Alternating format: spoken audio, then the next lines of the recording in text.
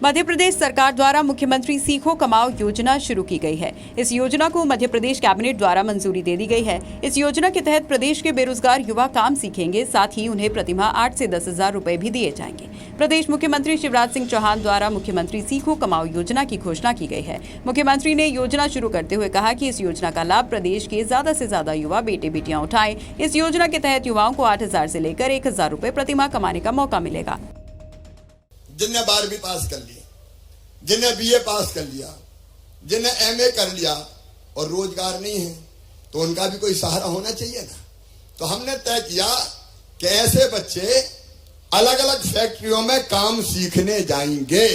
हम पोर्टल बना रहे हैं। बच्चे जो काम सीखना चाहते हैं वो रजिस्ट्रेशन करवाएंगे और फैक्ट्रियों में, और केवल फैक्ट्रियों में नहीं, सर्विस सेक्टर में भी, मतलब होटल में अगर रिसेप्शनिस्ट का काम करना है, कहीं प्रबंधन का काम करना है, अगर कहीं ठेकेदार के यहाँ मेसन का काम करना है, अलग अलग 700 काम छांटे हैं। मैं मंच को भी कह रहा हूं, मंच से भी कह रहा हूं, इस पर ध्यान दें।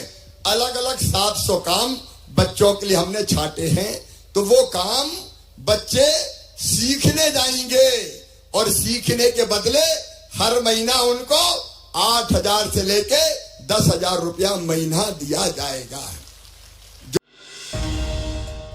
छत्तीसगढ़ के मुख्यमंत्री भूपेश बघेल दमतरी जिले के दौरे पर पहुंचे। यहां उन्होंने भेंट मुलाकात कार्यक्रम के दौरान भटगांव में 134 करोड़ से ज्यादा 154 विकास कार्यों का लोकार्पण और भूमि पूजन किया। इसके साथ ही स्वामी आत्मानंद अंग्रेजी स्कूल और जिला सहकारी बैंक की शाखा खोलने जैसी घोषणाएं भी की। मुख्यमंत्री भूपेश बघेल ने कहा कि हमारा लक्ष्य है कि सभी वर्गों की आय में वृद्धि हो, इसलिए सभी वर्गों के लिए हमने योजनाएं बनाई हैं। सभी सरकारी योजनाओं का लाभ ले रहे हैं, इसलिए हमें खुशी है। संस्कृति, खेलकूद, आदिवासियों की संस्कृति को हम बढ़ावा दे रहे हैं।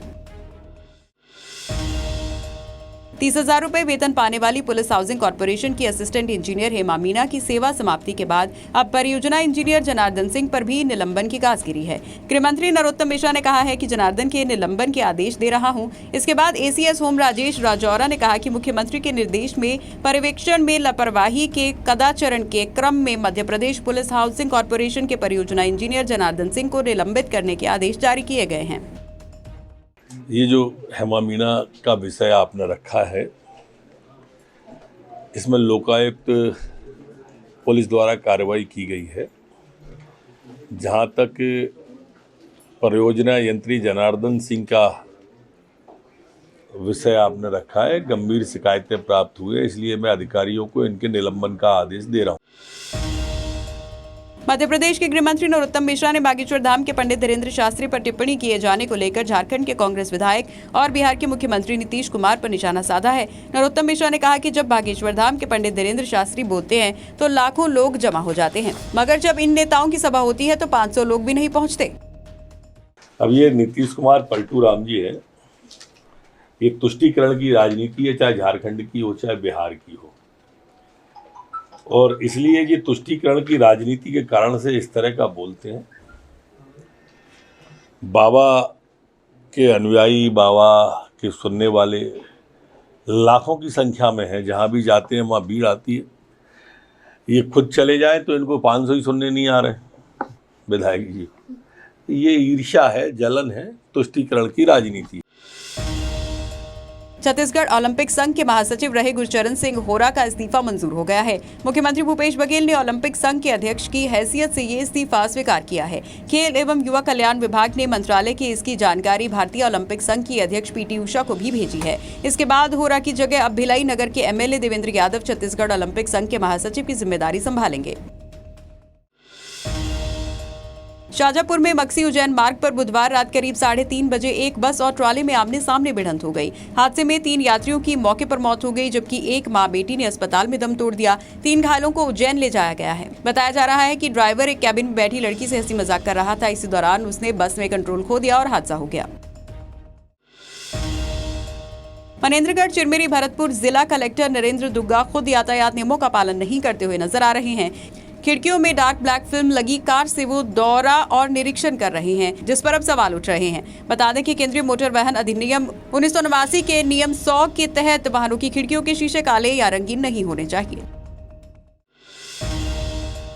पन्ना और छतरपुर जिले से विस्थापित होने वाले ग्रामीणों ने अपनी समस्याओं को लेकर कलेक्टर कार्यालय पर धरने में पिछले 1 सप्ताह से बैठे हैं। ग्रामीणों का आरोप है कि प्रशासन उनकी समस्याओं की तरफ कोई ध्यान नहीं दे रहा और न ही जिला कलेक्टर उनकी समस्याओं को सुन रहे हैं। गौरतलब है कि केन बेतवा नदी परियोजना में पन्ना छतरपुर जिले के 15 से ज्यादा गाँव बांध की डूब में आ रहे हैं और प्रशासन ने डूब में आने वाले गाँव के ग्रामीणों के विस्थापन के लिए कोई ठोस कार्रवाई अभी तक नहीं की।